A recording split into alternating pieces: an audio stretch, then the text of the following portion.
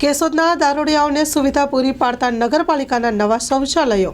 કેશોદમાં અંદાજિત 1.5 થી 2 મહિના પહેલા જ બનેલા નવા શૌચાલયોમાં તાલુકા પંચાયત વિરોધ પક્ષના નેતાના પ્રતિનિધિ દ્વારા તપાસ કરતા સત્ય બહાર આવ્યું। પણ કેવું જોઈએ બધા જ ચોંકી જાય છે।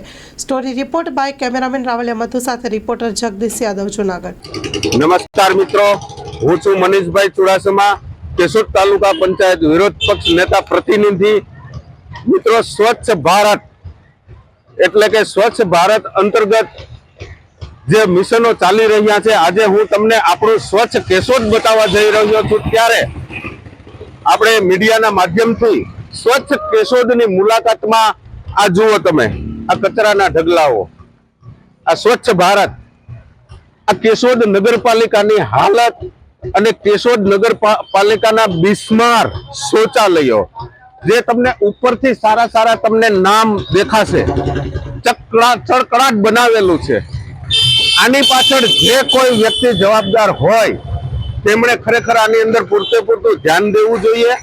અમે અમુક બહેનોને પણ રિસ્પોન્સ લીધો છે, જે બહેનો માટે સુવિધાઓ હોવી જોઈએ। અંદર બાથરૂમ જાય એટલે પાણીની સુવિધાઓ હોવી જોઈએ, જે અંદર મળતી નથી। તમામ કચરો ભર્યો છે, રસ્તા ઉપર પેશાબ આવે છે, અહીંયા નીકળતા લોકોને વાસ મારે છે। નગરપાલિકાના પ્રમુખશ્રીને ટેલિફોનિક દ્વારા મેં 2 થી 3 વખત વાત કરેલી છે, છતાં પણ આનું સોલ્યુશન નથી આવ્યું। એમના સભ્યો સાથે પણ મુલાકાત લીધી છે, એ પણ સોલ્યુશન નથી આવ્યું। આગળ જતા શાક માર્કેટની બાજુમાં એક બીજું પણ શૌચાલય બનાવવામાં આવ્યું છે, ત્યાં પણ અમે જઈને જોયું તો અંદર દારૂની બોટલો, હવે નવા બનેલા શૌચાલયોની અંદર કોઈ જવાબદાર વ્યક્તિ નથી, અંદર દારૂની બોટલો મૂકેલી હાલતમાં જોવા મળે છે। તો આ બધા પબ્લિકના પૈસા છે, તો આ પૈસા આ જાહેર શૌચાલયોનું મેન્ટેનન્સ કોણ કરે છે? નગરપાલિકાને ખરેખર આ સળસળતો સવાલ છે અને આનો ખરેખર જવાબ આપવો જોઈએ અને તાત્કાલિક ધોરણે આ વ્યવસ્થા ઊભી કરે એવી અમારી માંગણી છે।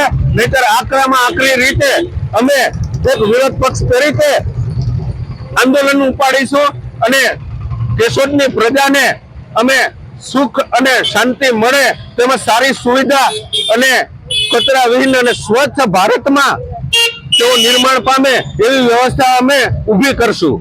તો યાદ રાખજો, કેશોદ નગરપાલિકાને મારો સવાલ છે કે તમે પૂરતું ધ્યાન આપજો, નહીતર તો અમે આંદોલન કરવા માટે પણ અમે તૈયાર છીએ। જય હિન્દ, જય ભારત।